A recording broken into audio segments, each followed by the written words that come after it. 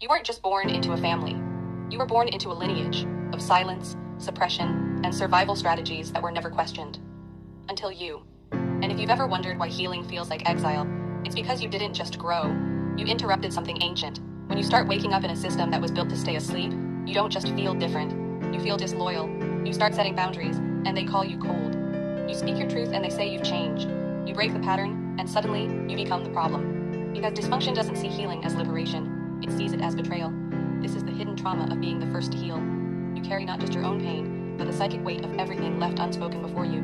You become the family mirror, reflecting what no one wants to see. And they'll try to shatter that mirror, to preserve the illusion, to keep the lie intact. In Jungian terms, this is the individuation crisis, when your soul begins to separate from the inherited persona it once wore to survive.